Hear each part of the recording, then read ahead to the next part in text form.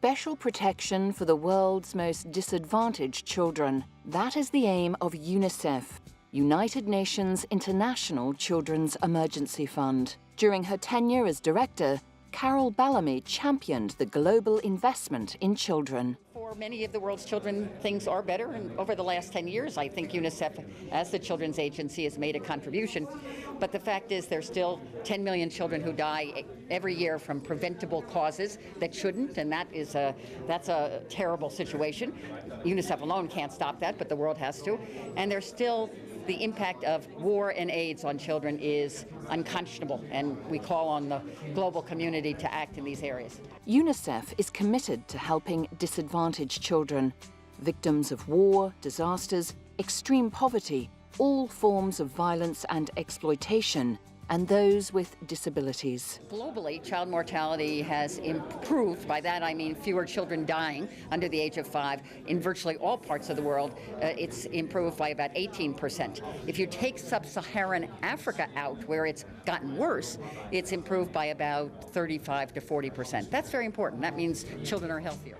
According to UNICEF's mission statement, it is mandated by the United Nations General Assembly to advocate for the protection of children's rights, to help meet their basic needs, and to expand their opportunities to reach their full potential. UNICEF is non-partisan, and its cooperation is free of discrimination. In everything it does, the most disadvantaged children and the countries in greatest need have priority. 1 out of every 2 children in the world live in poverty, that the increasing impact of conflict on children, the victims of war today are largely civilians, women and children, and the dramatic impact of HIV and AIDS, where we already have 15 million children who've lost one or more parent and millions of others who've lost adults or family members. UNICEF's innovations in saving the lives of children are, for the most part, low cost and low technology, but have such a high impact.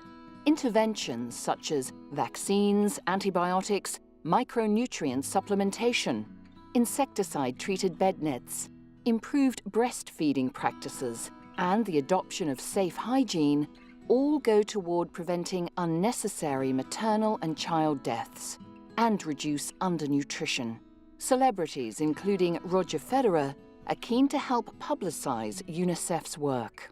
UNICEF Executive Director Anne M. Veneman welcomed the champion player at UNICEF's headquarters, saying, "Our interest in appointing him was inspired by his personal story and the commitment he has demonstrated to using his fame to benefit children." Actress and humanitarian activist Mia Farrow was appointed UNICEF Goodwill Ambassador in 2000. As an advocate for children, she campaigns for their rights around the world, with a special focus on children impacted by armed conflict. In a country, Cameroon, of relative wealth, middle-income country, there is really no need for 52,000 children each year to die of malnutrition. Farrow has worked extensively to raise funds and awareness for children in countries such as Angola, Haiti, and Nigeria. She has also traveled to highlight the devastating impact of natural disasters, including earthquakes. In UNICEF, we're looking at spending about $150 to $200 million in the next 2 years. We've been very successful through incredible donations raising funds right now for the relief period. Now we need about $70 million more to make sure that we can push through for the next year and a half to really make sure that people get back to school, that children are immunized, and that the health centers are actually functioning. In Pakistan, UNICEF treated casualties in one of the worst natural disasters the country has seen. UNICEF works to ensure that every child has access to a quality education. Whether in times of crisis or periods of peace, UNICEF is committed to quality education for all.